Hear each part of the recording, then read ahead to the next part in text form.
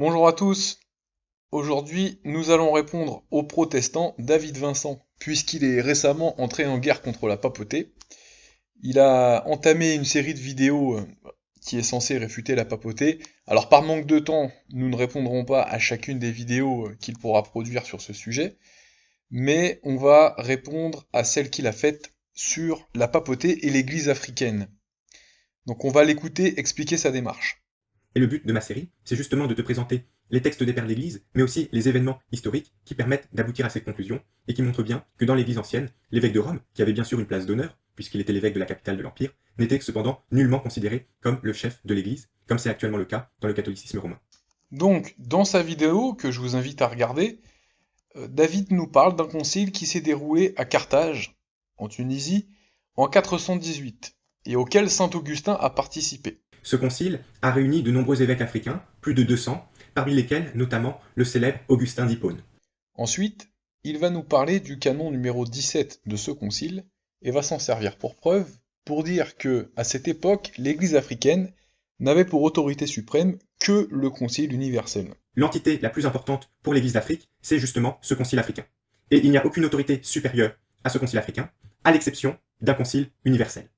Il conclut donc que l'Église ancienne, comme il l'appelle, ne reconnaissait pas la primauté de l'évêque de Rome, et que cette doctrine de la papauté se serait donc développée plus tardivement et de manière progressive. Et pour appuyer l'idée selon laquelle l'Église africaine ne reconnaissait pas l'autorité du pape, David va jusqu'à nous parler de Monseigneur Saxeur. Cela montre bien, à cette époque, ce que Monseigneur Saxeur, qui est un grand spécialiste de l'Afrique ancienne et qui a été président de la commission pontificale des sciences historiques sous Jean-Paul II, appelle l'autonomie africaine. L'Église d'Afrique, en Occident, était entièrement autonome, c'est-à-dire qu'elle était souveraine. Et elle n'admettait pas que des églises étrangères, comme par exemple l'Église de Rome, interviennent dans ses affaires internes. Alors, bien que Monseigneur Saxeur évoque dans son ouvrage une certaine autonomie de l'Église africaine, qui n'est absolument pas contradictoire avec la suprématie du pontife romain, il souligne aussi que l'intervention du pape dans les affaires des autres églises remonte bien avant le concile de Carthage de 418. Et il souligne aussi que cette autonomie dont jouit l'Église africaine a ses limites puisqu'elle faisait elle-même appel au pape. Il faut savoir que l'appel à Rome est un phénomène qui a toujours existé. Par exemple, dès le 1er siècle de l'ère chrétienne, l'Église de Corinthe, fondée par saint Paul, était victime de conflits internes et en appela au pape Saint Clément, qui se trouvait pourtant à plus de 1000 kilomètres de distance. Pourquoi ne pas en avoir appelé à l'apôtre Saint Jean, qui se trouvait bien moins loin, à Éphèse ou à Patmos? L'historien protestant Trevor Gerlach Jaland donne le commentaire suivant. S'il est vrai de dire de l'intervention romaine que l'autorité est implicite, étant laissée aux générations suivantes de rendre explicites les raisons qui ont conduit une action instinctive, il nous reste encore à déterminer la source d'où provient l'instinct lui-même. Les instincts sont généralement traçables aux habitudes des générations passées. Dans ce cas, la source était-elle seulement l'accoutumance du peuple romain au gouvernement des autres? Ou était-ce pas plutôt que le ton de l'épître suggérait une coutume qui pourrait réclamer une sanction apostolique ou même divine dans son origine? D'après saint Épiphane de Salamine, l'hérésiarque Marcion de Sinope fit un très long et périlleux voyage à Rome pour être admis à la communion après avoir été condamné par son propre père, l'évêque de Sinope, en Turquie. Là encore, tout pousse à croire qu'il ne peut pas s'agir du hasard, mais du fait que la coutume d'en appeler à Rome est déjà établie dans les premiers temps de l'Église. Passons maintenant au cas spécifique à l'Afrique. On peut commencer par préciser que Tertullien de Carthage, bien qu'étant entré en schisme, nomma le pape de son époque, le souverain pontife, ainsi que l'évêque des évêques. Saint Cyprien de Carthage, dans l'affaire des Lapsi, écrivit au clergé de Rome pour savoir comment gérer le cas des apostats désirant retrouver la communion. À cette époque, le Saint-Siège était vacant. C'est pour cela que Cyprien ne s'adressa pas au pape, mais au clergé inférieur de Rome, qui lui fit la réponse suivante. Pour nous, cependant, la nécessité s'impose plus impérieusement de remettre la chose à plus tard, puisque, depuis la mort de Fabianus, de très illustre mémoire, les difficultés des circonstances nous ont empêché d'avoir un évêque qui dirige toutes ces affaires, et qui puisse s'occuper des lapsi avec autorité et sagesse. Désirant tenir la juste balance en ces matières, il y a longtemps qu'à plusieurs, avec des évêques des régions voisines, et d'autres venus des provinces lointaines, d'où la violence de la persécution les avait chassés, nous avons pensé qu'il ne fallait rien faire de nouveau avant l'élection d'un évêque. Toujours au temps de saint Cyprien, le siège d'Arles en Gaule était occupé par un sectateur de l'hérétique Novatien. Faustin, évêque de Lyon, et les autres prélats orthodoxes de la province eurent recours, pour mettre fin à ce désordre, au pape Étienne, dont le zèle fut suspendu par on ne sait plus quels obstacles. L'évêque de Lyon s'adressa à saint Cyprien, qui, à son tour, pressa le pape Étienne. Après lui avoir rappelé qu'il est du devoir de l'épiscopat de porter remède à ces maux, et que la doctrine de novation est depuis longtemps proscrite, il ajoute: c'est pourquoi il faut que vous envoyiez à nos coévêques des Gaules des lettres très amples, pour qu'ils ne laissent plus insulter notre corps par Martien. Envoyez à la province et au peuple d'Arles des lettres en vertu desquelles, Martien étant déposé, on lui substitue un autre évêque. Si l'évêque de Rome ne jouissait pas d'une juridiction plus étendue que celle des autres évêques. D'où vient donc qu'une si grande partie de l'épiscopat gaulois et que le primat d'Afrique, au lieu d'excommunier Martien, et de lui donner un successeur, recoururent à Étienne pour qu'il fasse exécuter la sentence portée contre l'erreur qui suit Martien, pour qu'il fasse procéder à l'élection d'un nouveau chef spirituel dans une église qui pourtant n'appartenait pas aux provinces suburbicaires, suffragantes et immédiates de la métropole de Rome. N'est-il pas évident que ce fut parce que, tout naturellement, en Gaule aussi bien qu'en Afrique, on regardait l'évêque du siège central de l'Église universelle comme le pouvoir exécutif des arrêts de cette Église dans les cas graves, tels que la déposition d'un évêque de la ville d'Arles. Concernant saint Athanase d'Alexandrie, il se trouve que le litige qui opposait les partisans de l'arianisme aux partisans de l'orthodoxie a été soumis de part et d'autre au pape Saint Jules Ier. Saint Athanase nous rapporte la réponse du pape Jules aux hérétiques eusébiens en ces mots. Si, comme vous l'avancez, ces évêques ont réellement été coupables, il fallait que leur jugement eût lieu selon la règle, et non comme il s'est fait dans votre conciliabule. Il fallait écrire à nous tous, afin qu'alors tous décidassent de ce qui aurait été juste. Pourquoi ne nous écrivait-on pas, surtout dans une cause qui concernait l'évêque d'Alexandrie? Ne savez-vous donc pas que c'est la coutume de nous écrire d'abord, afin que l'on puisse décider ce qui est juste? Si donc il y avait de tels soupçons contre l'évêque, il fallait en écrire à notre Église. Et à quel titre saint Jules réclamait-il pour l'Église de Rome ce privilège d'être averti la première, du moins des causes les plus importantes? Pourquoi se plaignait-il qu'on n'eût point demandé son avis pour savoir s'il était juste de traduire un tel évêque devant un concile? C'est que, selon l'historien Socrate, il usait de la prérogative de l'Église romaine, et que la règle ecclésiastique ordonnait de ne rien décréter sans le consentement de l'évêque de Rome. D'après un autre historien, Sosomène de Constantinople, si le pape rétablit dans leurs droits tous ses évêques dépossédés, ce fut parce que le soin de tous lui appartenait, à cause de la dignité de son siège, et parce que une loi de l'Église déclarait nul ce qui se faisait sans le consentement de l'évêque de Rome. Au chapitre 8 de ce même livre, il dit aussi que l'Église de Rome mérite de grands honneurs parce qu'elle a été fondée par les apôtres et qu'elle jouit de la dignité de métropole dès le commencement de la religion chrétienne. Un autre historien ecclésiastique, Théodoré de Cire, raconte: Athanase, ayant eu connaissance des pièges qu'on lui tendait, s'échappa furtivement et prit sa route vers l'Occident, car les Eusébiens avaient prévenu par lettre l'évêque Jules, qui gouvernait alors l'Église de Rome, des accusations qu'il portait faussement contre Athanase. Jules, conformément à la règle de l'Église, manda à Rome les accusateurs, et invita saint Athanase à venir lui-même défendre sa cause. Athanase n'eut pas plus tôt reçu cette invitation qu'il se mit en devoir d'y répondre. Quant aux auteurs de tout ce tumulte, ils se gardèrent bien de se rendre à Rome, persuadés qu'ils étaient que leurs mensonges y seraient découverts. Son témoignage est particulièrement intéressant, car en plus d'être identique à celui de Socrate et de Sosomène, Théodoré fit lui-même appel au pape Saint Léon lorsqu'il fut victime d'une condamnation de la part de Dioscore d'Alexandrie. Mais en ce qui me concerne, j'attends la décision de votre siège apostolique, priant et attestant votre sainteté de me venir en aide, et faisant appel à votre tribunal pour obtenir une sentence droite et juste. Je demande avant tout à recevoir votre instruction, pour savoir si je dois ou non m'incliner devant cette injuste déposition. J'attends votre jugement. Si vous me demandez de m'en tenir à ce qui a déjà été jugé, j'en resterai là, et loin de m'en prendre jamais à quiconque, j'attendrai de notre Dieu et Sauveur un jugement juste.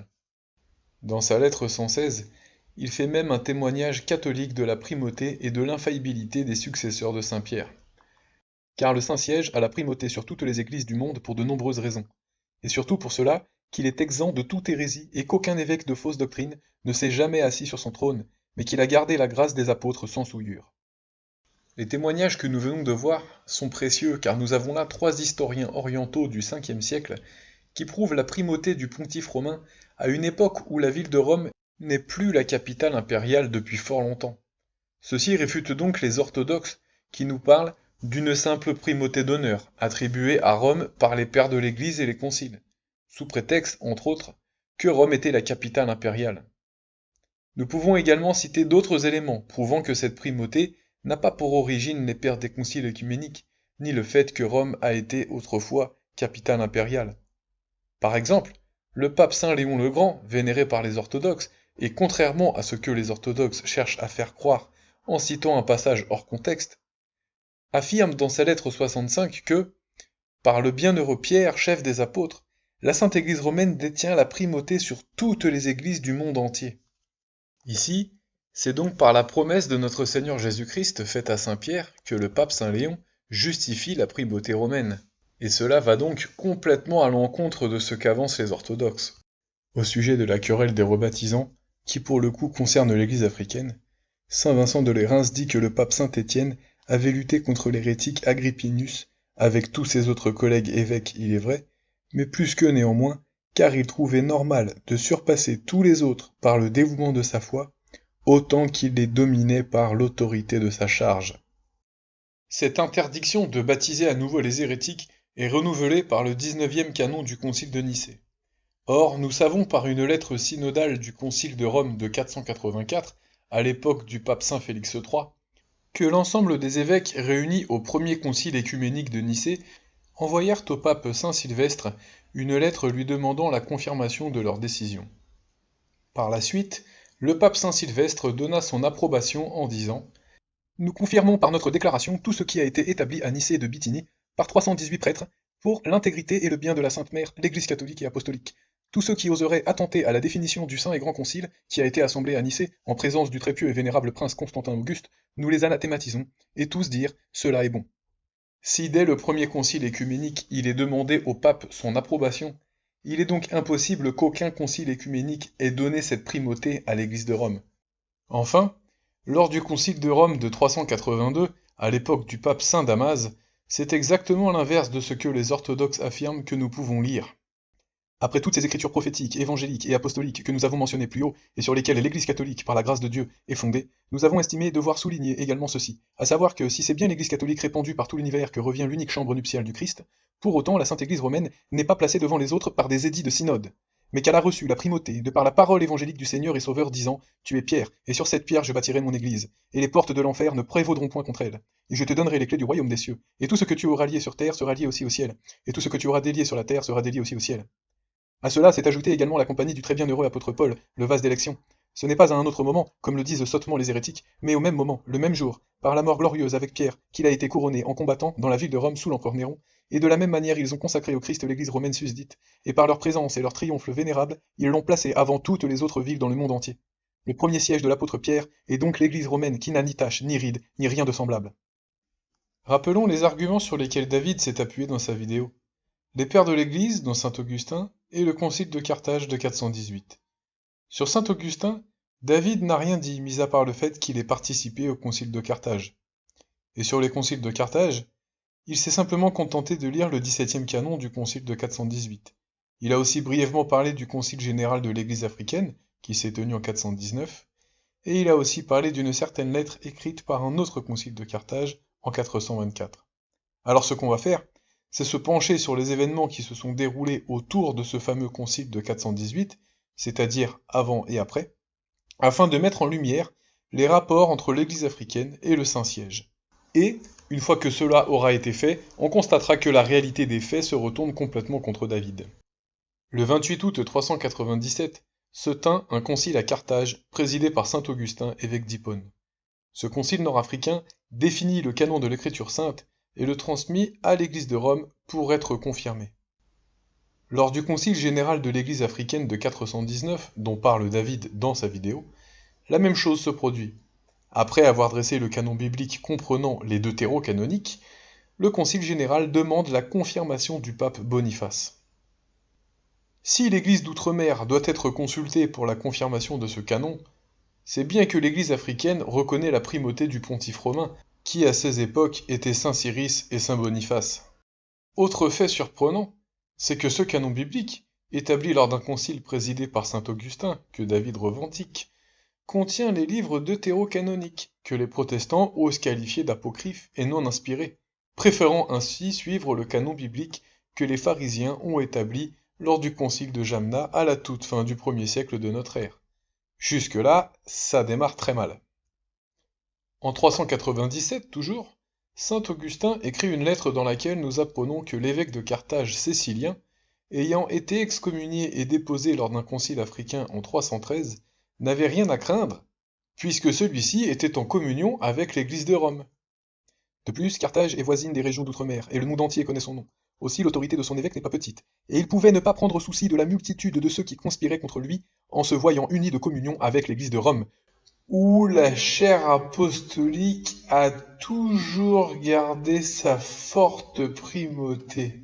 Et avec les autres contrées d'où l'évangile est venu en Afrique, il pouvait y porter sa cause si ses adversaires faisaient effort pour indisposer ces églises contre lui. Alors, il se trouve que, dans cette même lettre, les orthodoxes se servent du paragraphe 19 comme étant une preuve contre la papauté. Saint Augustin dit dans ce paragraphe, au sujet des schismatiques donatistes qui avaient rejeté le jugement de Rome, mais on pouvait leur répondre en toute vérité, admettons que les évêques qui jugèrent à Rome n'aient pas été de bons juges, il restait encore le concile général de l'Église universelle, où la cause pouvait reparaître avec les mêmes juges, et si leur sentence eût été trouvée mauvaise, elle eût été cassée. Mais cela ne contredit pas le catholicisme.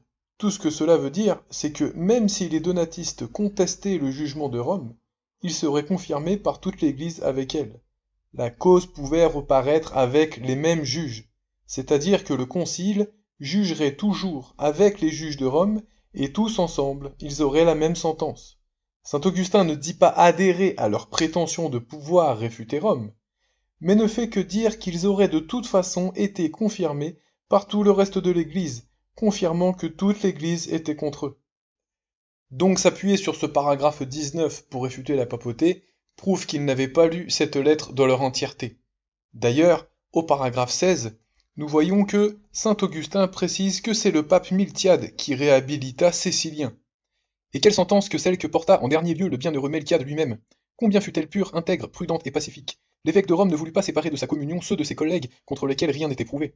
Il ne blâma fortement que Donate, en qui il reconnut la cause de tout le mal. Il laissa aux autres la liberté de revenir au bien, tout prêt à envoyer des lettres de communion à ceux-là, même qu'on savait être ordonnés par Majorin, de sorte que, partout où la division aurait amené deux évêques, il aurait voulu que le premier ordonné fût maintenu et qu'un autre peuple fût confié à l'autre. Oh l'excellent homme! Oh l'enfant de la paix chrétienne! Et le père du peuple chrétien!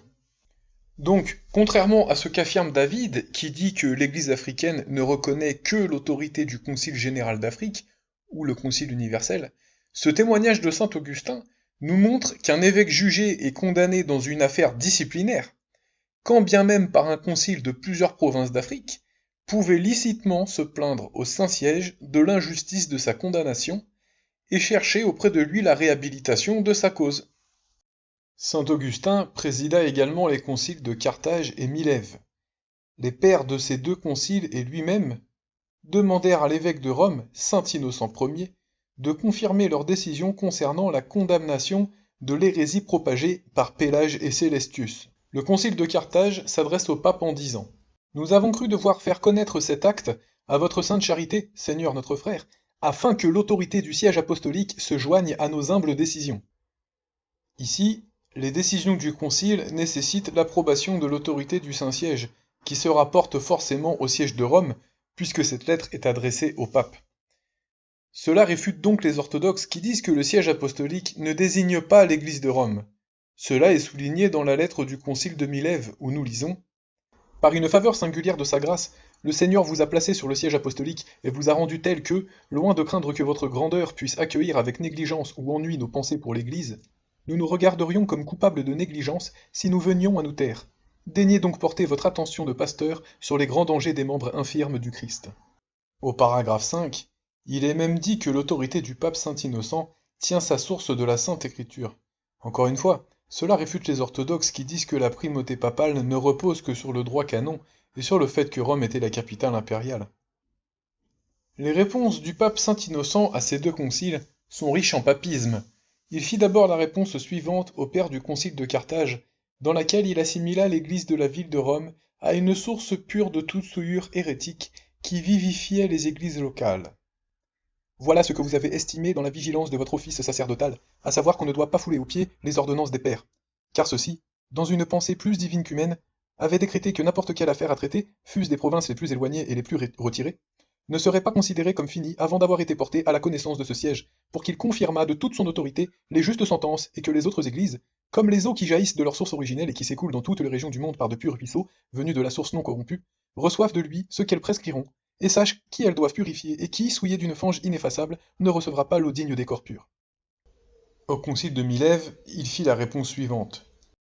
Je loue la diligence que vous avez apportée à rendre hommage au siège apostolique, je veux dire, au siège de celui qui, sans compter les embarras qui peuvent lui survenir d'ailleurs, est chargé aux soins de toutes les églises, en nous consultant sur le parti que vous pouvez avoir à prendre dans vos doutes, vous conformant ainsi à l'antique règle, que vous savez aussi bien que moi avoir toujours été observée par tout l'univers. Mais je me tais là-dessus, persuadé que vous êtes d'avance parfaitement instruit, puisque vous l'avez reconnu par votre conduite même, sachant bien que le siège apostolique ne manque jamais de répondre aux consultations qui lui viennent de toutes les parties de l'univers. Mais surtout, s'il s'agit de ce qui intéresse la foi, tous nos frères ou nos collègues dans l'épiscopat se font, comme je n'en doute pas, un devoir d'en référer à Pierre, ou à celui de qui il tient son nom et son privilège, ainsi que vous l'avez fait vous-même, pour obtenir une décision qui puisse, dans le monde entier, servir en commun à toutes les églises. Elles doivent en effet devenir plus prudentes lorsqu'elles voient que, selon la relation du double synode, les inventeurs du mal sont séparés de la communion par les déterminations de notre jugement. Suite à cette sentence du pape Innocent, saint Augustin écrit une lettre à Alippe et Paulin, dans laquelle l'évêque de Rome est désigné comme étant le pontife du siège apostolique. Outre les rapports des conciles de Carthage et Milève, nous avons adressé au pape Innocent, de bienheureuse mémoire, des lettres particulières où nous avons, un peu plus à fond, traité cette question. Il a répondu à tout, comme on devait l'attendre, d'un pontife du siège apostolique. Il dit aussi dans un de ses sermons, réfutez leurs contradictions, amenez-les-nous quand ils résistent. Déjà, effectivement, on a envoyé sur ce sujet les actes de 2 conciles au siège apostolique, dont on a aussi reçu les réponses. La cause est finie. Puisse ainsi finir l'erreur. Ainsi, les avertissons-nous de rentrer en eux-mêmes, nous prêchons pour leur faire connaître la vérité, et nous prions pour obtenir leur changement. Dans un ouvrage contre l'évêque Julien d'Éclane, saint Augustin dit que le pape Innocent est le ministre par lequel la foi catholique a rendu son jugement. Puisque vous persistez à affirmer que la liberté, qu'elle soit bonne ou mauvaise, ne peut périr par simple abus, laissez le bienheureux pape Innocent, pontife de l'Église romaine, répondre. Répondant à vos affaires au Conseil épiscopal d'Afrique, il dit, ici est cité un long passage d'une lettre de saint Innocent, voyez-vous ce que la foi catholique a fait par l'intermédiaire de son ministre? Après la mort du pape saint Innocent, c'est le pape saint Zosime qui lui succède. Pélage et Célestius allèrent le trouver pour crier à l'injustice et lui présentèrent une rétractation paraissant sincère. Méfiants, les évêques africains assemblés en synode répondirent au pape Zosime qu'ils préféraient s'en tenir à la sentence du pape Innocent jusqu'à ce que les deux condamnés fassent une profession de foi un peu plus explicite. Pour les rassurer, le pape Zosime va répondre au concile de Carthage par une lettre qui réfute complètement les orthodoxes, qui osent dire qu'il n'y a aucune trace de la papauté dans le premier millénaire du christianisme. Voici ce qu'en dit Zosime, un pape du 5e siècle, qui je pense est mieux placé pour en parler. Bien que la tradition des pères ait reconnu au siège apostolique une telle autorité que personne n'a osé mettre en cause son jugement, et qu'elle ait toujours observé cela par des canons et des règles, et que, par ses lois, la discipline ecclésiastique en vigueur jusqu'ici manifeste, au nom de Pierre, dont elle descend elle-même, la référence qui convient. Bien que donc Pierre soit l'origine d'une telle autorité, et que le décret suivant de tous les anciens confirme que l'Église romaine est affermie par toutes les lois et coutumes, aussi bien humaines que divines, et vous ne l'ignorez pas, mais vous l'avez appris, frère très cher, et comme prêtre, vous devez savoir que nous en dirigeons la région, et que nous détenons aussi le pouvoir de son nom. Et alors que nous aurions une telle autorité que personne ne pourrait débattre encore une fois de notre décision, nous n'avons rien fait cependant que nous n'aurions pas, de notre propre mouvement, porté à votre connaissance par notre lettre. Donc ici, saint Zosime dit que l'autorité du pape, successeur de saint Pierre, est telle que personne ne peut contredire son jugement, et que cette autorité repose sur la tradition apostolique, sur les saints conciles, et sur la promesse du Christ faite à saint Pierre, c'est-à-dire, n'en déplaise à David, que la primauté romaine est non seulement apostolique, mais également divine, puisqu'il s'agit là d'une promesse faite par Dieu à saint Pierre et qui concerne également ses successeurs. Peu de temps après, Zosime s'aperçoit du petit manège de Pélage et Célestius et renouvela la sentence fulminée par saint Innocent. Saint Posidius de Calame, contemporain et biographe de saint Augustin, rapporte lui aussi ce recours des conciles d'Afrique du Nord à Rome pour être confirmé. Comme ces hérétiques s'efforçaient, par leurs artifices, de persuader leur erreur au Saint-Siège apostolique, les saints évêques d'Afrique, réunis en concile, résolurent de montrer, avec le plus grand soin, au Saint-Pape de Rome, le vénérable Innocent, et ensuite à saint Zosime son successeur, combien cette secte devait être abhorrée et condamnée par la foi catholique. Ces saints pontifes d'un si grand siège les censurèrent à diverses reprises et les retranchèrent des membres de l'Église. Par des lettres adressées aux églises d'Afrique et d'Occident, et à celles d'Orient, ils ordonnèrent à tous les fidèles de les anathématiser et de les fuir. Ayant appris le jugement que venait de porter sur eux l'Église catholique de Dieu, le très pieux empereur Honorius, pour s'y conformer, ordonna de les ranger parmi les hérétiques condamnés par ses lois. Alors quelques-uns d'entre eux rentrèrent dans le sein de l'Église Notre Mère, d'où ils étaient sortis. D'autres y reviennent encore tous les jours, à mesure que la vérité de la vraie foi se manifeste à eux et l'emporte sur cette détestable erreur. Ici, il est dit que la décision prise par les deux pontifes romains est en fait le jugement de toute l'Église à laquelle l'empereur se conforme. Nous arrivons en 418, où s'est réuni à Carthage ce fameux concile avec lequel David pense pouvoir réfuter la papauté, notamment grâce au canon numéro 17. Juste avant la tenue de ce concile, le prêtre africain Apiarius, excommunié par Urbain, l'évêque de Sicca, fait appel à Zosime, en lui expliquant qu'il a été injustement traité par son évêque.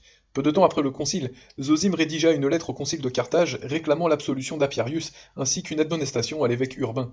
Concernant le droit d'appel, il va user de sagesse, et va rappeler que les décrets des canons de Nicée autorisent cette pratique. Il fit porter cette lettre à Carthage par 3 légats, qui la lisent aux évêques africains. Ceux-ci acceptent les exigences de Zosime concernant Apiarius et Urbain. Mais concernant les canons de Nicée, ils sont stupéfaits car ils ne les connaissaient pas, mais acceptent quand même la requête de Zosime jusqu'à une plus ample connaissance de ces canons. Certains historiens expliquent cela en disant que Zosime s'est trompé et a inversé les canons de Nicée avec ceux de Sardique. D'autres disent que le concile de Sardique se voulait être la continuité du concile de Nicée et que Zosime ne s'attendait pas à cette incompréhension. Zosime meurt le 26 décembre 418. Cette affaire sera remise sur le tapis par saint Boniface Ier, et en mai 419, les évêques africains se réunissent en concile à Carthage. Ils signalent que ces fameux canons évoqués par Zosime, le prédécesseur de Boniface, ne figurent pas dans les autres exemplaires de Nicée qu'ils ont rassemblés, et demandent à vérifier dans les actes originaux qui se trouvent à Constantinople, Alexandrie et Antioche. Ils s'engagent même, au cas où les canons seraient inexistants ou inauthentiques, à ne pas refuser purement et simplement le droit d'appel à Rome, mais à en rediscuter dans un autre synode. Cette attitude de l'Église africaine prouve sa soumission à Rome. Autrement, elle aurait simplement fait savoir au pape Boniface qu'elle refuse catégoriquement chacune des demandes de Zosime en vertu de ce qu'elle a elle-même décrété dans le 17e canon du concile de 418. Mais si un tel cas de figure se serait présenté, les choses se seraient mal passées, car en effet, le pape Boniface est au même titre que Zosime un témoin notoire de la papauté au 5e siècle. En effet, nous lisons de lui: nous avons envoyé au synode de Corinthe des directives écrites pour que tous les frères comprennent qu'on ne doit pas débattre à nouveau de ce que nous avons jugé. Jamais en effet il n'a été permis de traiter à nouveau de ce qui a été décidé une fois par le siège apostolique. L'institution de l'Église universelle naissante prit son départ dans le titre d'honneur du bienheureux Pierre, en qui consiste son gouvernement et son couronnement. C'est de sa source en effet qu'a coulé la discipline dans toutes les églises, lorsque la vénération de la religion croissait déjà. Les préceptes du concile de Nicée n'attestent rien d'autre. Il n'a pas osé en effet établir quelque chose au-dessus de lui, car il voyait que rien ne pouvait être placé au-dessus de son rang, et enfin, il savait que tout lui était accordé par la parole du Seigneur. Cette église, l'église romaine, est donc avertie avec certitude pour toutes les églises répandues par le monde entier, comme la tête de ses membres. Si quelqu'un se sépare d'elle, qu'il soit éloigné de la religion chrétienne, puisqu'il a cessé de se trouver dans ce même assemblage. Après la mort de saint Boniface, en septembre 422, c'est saint Célestin qui lui succède. En 424, le prêtre Apiarius est à nouveau excommunié. Célestin le reçoit, le réintègre et le renvoie à Carthage accompagné du légat romain Faustin. Au lieu de balayer d'un revers de la main cette décision prise par le pape, et au lieu de renvoyer le légat romain d'où il vient, le cas d'Apiarius est à nouveau examiné lors du 20e concile de Carthage. Apiarius comparaît donc à nouveau, et sous le poids des accusations, après plusieurs jours de délibération, il avoua être coupable de tout ce qui lui était reproché. Alors forcément, excédés, les évêques africains maintiennent l'excommunication d'Apiarius et envoient au pape Célestin une lettre dont David parle dans sa vidéo. D'ailleurs, il est étonnant que David ne l'ait pas lu en détail à l'écran, car au premier abord, son contenu paraît aller dans le sens de ce qu'avance David, mais lorsqu'on la lit attentivement, et surtout en prenant compte tous les éléments que nous venons de voir, il n'en est rien. Si les Africains ont refusé au pape toute juridiction réelle en Afrique, pourquoi ont-ils accepté l'absolution d'Apiarius? Pourquoi n'ont-ils pas été indignés par la menace de Boniface d'excommunier ou de faire convoquer à Rome leur évêque Urbain de Sicca? Pourquoi n'ont-ils pas traité le légat Faustinus en tant que simple messager, au lieu de le recevoir et de le considérer comme étant le représentant d'une instance supérieure? Pourquoi n'ont-ils pas écrit au pape qu'ils n'avaient pas le pouvoir pour juger les cas d'appel en provenance d'Afrique, qu'il s'agisse d'évêques ou de clercs? Pourquoi n'ont-ils pas dit au pape qu'il est absurde qu'il envoie ses exécutants cléricaux, puisqu'ils ne reconnaissent même pas leur autorité? Ce qu'il faut donc comprendre, au sujet de ce 17e canon de Carthage 418, ainsi que de cette lettre de 424, c'est que l'Église africaine tolérait les interventions de Rome dans ses affaires, mais qu'elle n'aimait pas le fait que des membres de son clergé en appellent directement à Rome à la moindre occasion, pour des raisons évidentes. Il est en effet bien plus sensé, moins long et moins compliqué que ce genre d'affaires soit jugé de manière locale. Le but étant d'éviter que n'importe quel clampin ne torpille pas les évêques locaux en faisant surseoir leur sentence à un jugement romain pouvant être long à arriver, et de manière à ne pas ruiner l'autorité des évêques, qui en aurait pris un coup si chaque futur condamné avait pu se dire « Même s'il me condamne, je pourrais tout de suite en appeler à Rome ». Afin d'enterrer définitivement l'argument de David, on va se pencher sur une lettre de saint Augustin rédigée un an plus tard, en 425, adressée au pape Saint Célestin. Elle nous raconte qu'en 422, Antoine, évêque de Fussala, déshonorait son église par sa mauvaise conduite. Saint Augustin, qui l'avait ordonné, se vit obligé de le déposer de son siège.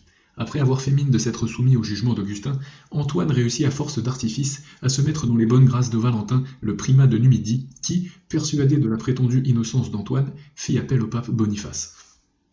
Voici le récit de saint Augustin. Au paragraphe 6, nous lisons « Travaillez avec nous, je vous en conjure, pieux et bienheureux Seigneur, cher et vénérable pape, et ordonnez qu'on vous lise ce qui vous a été adressé. Vous voyez de quelle manière Antoine a rempli ses devoirs d'évêque, et comment il a accepté notre sentence. Nous l'avions privé de la communion ecclésiastique jusqu'à complète restitution aux gens de Fussal. L'estimation une fois faite, il a déposé le montant pour que sa communion lui soit rendue. Voyez par quel discours rusé il a trompé la bonne foi du saint vieillard, notre primat, au point que celui-ci l'a recommandé au vénérable pape Boniface comme étant pleinement innocent. Qu'ai-je besoin de vous rappeler le reste, puisque le vénérable vieillard vous a tout raconté, à votre sainteté. » Dans cette lettre, nous apprenons également par saint Augustin, au paragraphe 8, que le Saint-Siège jugeait et confirmait des sentences portées contre des évêques d'Afrique, en citant notamment les cas de Cécilien, Priscus, Victor et Laurent. Deuxièmement, au paragraphe 9, peu de temps avant de mourir, le pape Boniface a absous Antoine sous condition. Alors, comment expliquer que Valentin, primat de Numidie, fit appel au pape, alors que c'est justement au primat que les pères du concile de Carthage de 418 avaient réservé les causes d'évêques accusés? Et pourtant, est-ce que le primat s'est occupé directement de l'appel d'Antoine? Non. Est-ce qu'il a fait se réunir un concile? Non. Il envoie simplement Antoine voir le pape muni d'une lettre demandant à ce dernier la levée de sa condamnation. Et une fois réintégré par le pape, Antoine recommença à se comporter en tyran, et c'est pour cette raison que saint Augustin écrivit cette lettre à saint Lestin que nous venons de lire. Encore une fois, on en appelle au pape pour trouver une solution définitive au problème, alors que la législation africaine est censée se débrouiller seule. Le moment est venu de conclure. Jusqu'ici, nous avons vu une quantité d'éléments prouvant la papauté dans les 5 premiers siècles, mais aussi que l'Église africaine reconnaissait l'autorité du pontife romain. Et de toute façon, même dans le cas où l'Église africaine aurait réellement rejeté l'autorité du pape ainsi que ses décisions, cela ne remettrait absolument pas en cause son autorité ou sa primauté. Avec un tel raisonnement, le simple fait qu'un groupe d'hérétiques refuse de se soumettre au décret d'un saint concile prouverait alors que ce saint concile n'a aucune autorité. Par exemple, puisque les Ariens ne reconnurent pas l'autorité du premier concile écuménique de Nicée en persistant dans leur hérésie, alors on pourrait conclure que le concile écuménique n'a aucune autorité ni aucune primauté. On pourrait même pousser ce raisonnement en arguant que puisque ces hérétiques des premiers siècles ont refusé les décrets de plusieurs conciles, dont celui de Nicée, alors les conciles ne font pas partie de la tradition de l'Église, ce qui est ridicule. Nous espérons que cette vidéo aura permis à nos frères chrétiens de toutes confessions confondues de prendre connaissance de l'enseignement de l'Église des premiers temps au sujet de la papauté. Je tiens à préciser que cet exposé n'a pas pour but de répondre à toutes les objections existantes contre la papauté. Le but était simplement de répondre à la vidéo de David, mais aussi à tous les antipapistes qui passent leur temps à combattre la papauté à un tel point que même si saint Pierre en personne leur assurait que cette doctrine est bel et bien divine, ces derniers seraient capables de le renvoyer avec un anathème. En effet, le fait de refuser l'autorité du pape et d'être en communion avec Rome est une chose. C'est le principe même du schisme, et les causes menant au schisme peuvent être diverses. Mais se revendiquer de la tradition apostolique et des conciles écuméniques pour justifier ce schisme, en proclamant que la papauté n'est qu'une invention romaine du XIXe siècle, est la pire des raisons. C'est le summum de l'absurdité et de la malhonnêteté. Et afin de le démontrer, je vous propose de vous laisser avec un bref recensement de citations patristiques et des conciles prouvant irréfutablement que, au contraire, les fondements de la papauté se reposent sur les promesses de notre Seigneur Jésus-Christ faites à saint Pierre, de la tradition et des saints conciles. Au concile d'Éphèse de 431, qui est le troisième écuménique, le pape saint Célestin a délégué la présidence de ce concile à saint Cyril d'Alexandrie. Après que saint Cyril eut exigé une rétractation de l'hérétique Nestorius, celui-ci refusa. Saint Cyril consulta le pape, selon l'ancienne coutume, sur la conduite à tenir, et celui-ci répondit de faire l'admonition suivante à Nestorius. Si Nestorius persiste, une sentence publique doit être prononcée contre lui. Et donc, en vous couvrant de l'autorité de notre siège et en nous représentant, vous exécuterez cette sentence avec une sévérité résolue. Plus loin, il dit « Nous avons écrit la même chose à nos frères et évêques Jean Rufus, Juvénal et Flavien, afin que notre jugement sur lui, ou plutôt la sentence divine de notre Christ, puisse être connu. » Notez qu'ici Célestin se déclare infaillible, puisqu'il assimile sa sentence à celle du Christ. Lors de la troisième session du concile, le légat Philippe fit une déclaration des plus papistes que personne dans l'assemblée ne contesta. Philippe, le presbytre et le légat du siège apostolique, a dit « Il ne fait aucun doute, et en fait, il a été connu à tous les âges, que le saint et le plus béni Pierre, prince et chef des apôtres, pilier de la foi et fondation de l'Église catholique, a reçu les clés du royaume de notre Seigneur Jésus-Christ. » Plus loin, le pape saint est très béni Célestin selon l'ordre est son successeur et tient sa place. Concernant la confirmation des décrets du concile, le pape approuva l'excommunication de Nestorius, mais pas celle de Jean d'Antioche et de plusieurs autres évêques. Au concile de Chalcédoine, en 451, qui est le 4e concile écuménique, nous lisons dans les actes d'une part que Pierre a parlé à travers le pape Saint Léon. Anathème à celui qui ne croit pas ainsi, Pierre a parlé à travers Léon. Et d'autre part, nous lisons que le pape Léon a jugé à travers le concile, et ce avec Saint Pierre l'apôtre. C'est pourquoi le très saint et le bienheureux Léon, archevêque de la grande et ancienne Rome, à travers nous, et à travers ce présent synode très saint, avec le triple et bienheureux Pierre apôtre, qui est le rocher et le fondement de l'Église catholique, et le fondement de la foi orthodoxe, l'a dépouillé de l'épiscopat, et lui a aliéné toute dignité hiératique. Par conséquent, que ce synode le plus saint et le plus grand condamne le Dioscore susmentionné aux peines canoniques. Nous rappelons que ce saint, qui est vénéré par les orthodoxes, disait que, par le bienheureux Pierre, chef des apôtres, la Sainte Église romaine détient la principauté sur toutes les églises du monde entier. Et aussi, Saint Pierre ne cesse de présider à son siège et conserve une participation sans fin avec le souverain prêtre. La fermeté qu'il a reçue de la pierre qui est le Christ, lui devenu également Pierre, il la transmet aussi à ses héritiers. Et partout où paraît quelque fermeté, se manifeste indubitablement la force du pasteur. Qui sera assez ignorant ou assez envieux pour mésestimer la gloire de Saint Pierre, et croire qu'il y ait des portions de l'Église qui échappent à la sollicitude de son gouvernement et ne s'accroissent pas avec lui. Il dit encore, les préceptes de Dieu et les avertissements de l'apôtre nous incitent à surveiller attentivement l'état de toutes les églises, et, s'il faut trouver quelque chose à blâmer, à rappeler les hommes avec diligence, car dans la mesure où nous sommes avertis par l'ordre du Seigneur lui-même, par lequel le bien apôtre Pierre a reçu 3 fois l'injonction mystique répétée de faire paître les brebis du Christ, par celui qui aime le Christ, nous sommes contraints par le respect pour ce siège qui, par la grâce divine, nous revient. Il, Pierre, par notre intermédiaire, nourrit le troupeau si souvent recommandé. Sous le pape Saint Agathon, vénéré par les orthodoxes, s'est tenu le 3e concile de Constantinople, qui est le 6e concile écuménique, et qui en tant que concile écuménique, représente la plus haute autorité pour les orthodoxes. Après ce concile, les évêques envoyèrent une lettre à l'empereur dans laquelle nous lisons. Mais le prince suprême des apôtres a combattu avec nous, car nous avions de notre côté son imitateur et le successeur de son siège, qui avait également exposé dans sa lettre le mystère de la parole divine, car la ville antique de Rome vous a remis une confession de caractère divin, et une carte du coucher du soleil a soulevé le jour des dogmes, et a rendu les ténèbres manifestes. Et Pierre a parlé à travers Agathon, et vous, ô roi autocratique, selon le jugement divin, avec l'omnipotent qui partage votre trône, avez jugé. Par la suite, ils s'adressèrent au pape Agathon en disant « Par conséquent, à vous, en ce qui concerne l'évêque du premier siège de l'Église universelle, nous laissons ce qui doit être fait, puisque vous prenez volontiers pour point d'appui le ferme rocher de la foi, comme nous le savons pour avoir lu votre véritable confession dans la lettre envoyée par votre béatitude paternelle à l'empereur le plus pieux, et nous reconnaissons que cette lettre a été divinement écrite, comme par le chef des apôtres. » Au temps du pape Saint Grégoire, Saint Isidore de Séville fait une déclaration on ne peut plus papiste, en déclarant que le pontife romain est le vicaire du Christ, ce qui réfute complètement la théorie selon laquelle le pape n'aurait qu'une primauté d'honneur. Pour finir en beauté, nous citerons saint Théodore de Studite, qui est vénéré par les orthodoxes, et qui, du temps du pape Léon III, disait dans sa lettre à l'empereur « Ordonnez que l'on reçoive l'exposition de foi envoyée de l'ancienne Rome, suivant qu'il a été pratiqué de tout temps par nos pères, car cette église est la première de toutes les églises, Pierre est son premier évêque. » Au pape Saint Léon III, il disait « Puisque c'est à Pierre le Grand que le Christ notre Dieu, après lui avoir donné les clés du royaume des cieux, a conféré la dignité de chef du troupeau, c'est à Pierre, c'est-à-dire à son successeur, qu'il faut soumettre toutes les nouveautés hérétiques. » Et enfin, il disait au pape Saint Pascal Ier « Écoutez, ô chef apostolique, pasteur préposé par Dieu à la garde des brebis du Christ, porte-clés du royaume des cieux, pierre de la foi sur qui est bâtie l'Église catholique, car vous êtes Pierre, dont vous occupez le siège avec honneur. C'est à vous que le Christ notre Dieu a dit, et vous, quand vous serez convertis, vous confirmerez vos frères. Voici le temps, voici le lieu de le faire. Secourez-nous, vous qui êtes établis par Dieu pour cela, étendez la main autant que cela est possible, vous avez la primauté sur tous. » Cette vidéo est à présent terminée.